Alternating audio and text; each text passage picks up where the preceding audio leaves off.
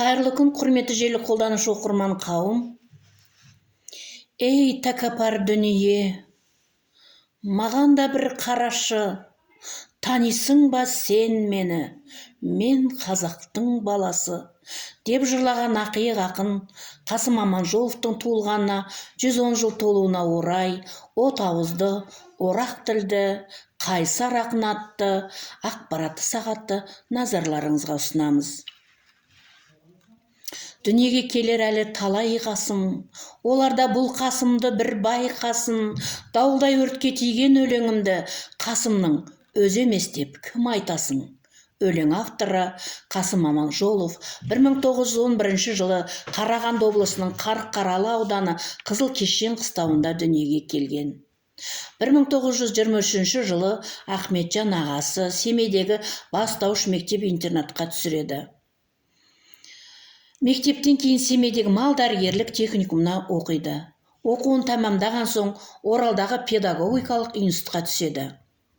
1930 жылы Алматыға келіп Лениншіл жас газетінің редакциясында қызмет істейді. 1931 жылы Оралға келіп Екпінді құрылыс газетіне қызметке тұрады. 1933 жылы әскер қатарына алынады. Алғашқы өлеңдерін Семейде жазған. Олар Қабырға газетіне ғана басылып жүргендіктен 1930 жылға дейінгі жазылған өлеңдері сақталмаған. 1930 жылы жазылған өлеңдері Лениншіл жас, Қызыл әскер және Пионер газеттерінде жарияланған. Ақынға Орал қаласы үлкен әсер етеді. Сол қалада ол махаббат, жастық жырларын жазады. 1935 жылы әскерден босасымен Оралдың театр группасын ұйымдастырып, өзі көркем басқарушы болады. Ондағы Қасымның еңбегі зор болғандықтан ақындық, әншілік, артистік таланты жұртқа кең танылады.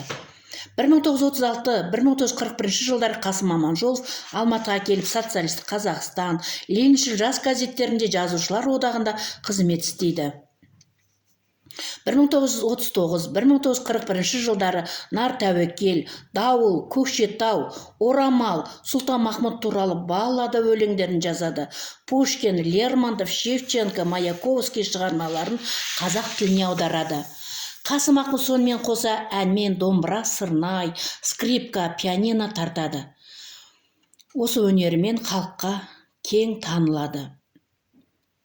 Ақынның алғашқы өлеңдер жинағы 1938 жылы Өмір сыры деген атпен шыққан. 1941-1945 жылдары соғысқа қатысып, майданда жүріп көптеген лирикалық өлең жазған. Үстімде сұр шинелім, жеңіс дауысы, Орал, Ертіс, Сарыарқа, тағы басқа сол сияқты өлеңдері туған жердің сыр сипатын, сұлулық бейнесін, соғыс өмірін суреттейді. Елге хат, достар қайда жүрсіңдер, өлеңдері туған елін, сағынған солдаттың сезім дүниесін жырлайды. Соғыс аяқталғаннан соң біздің дастан поэмасы жазылып, Дауыл деген атпен таңдамалы өлеңдер жинағы жарық көреді. 1949-1952 жылдары Бал бөбек, Нұрлы дүние жинақтары басылып шығады. 1947 жылдан бастап ақын сырқаттанып қалады.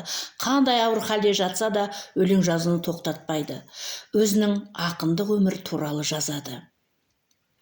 1954 жылы қыркүйек қазан айларында Қасым Аманжолов Қазақстан жазушыларының 3-ші съезінің ашылуына қатысады. 1955 жылы 18 қаңтарда ақын мәңгілікке көз жұмады. Өмірден ерте кеткенмен өзінің мәңгі жасайтын жырлары қалды.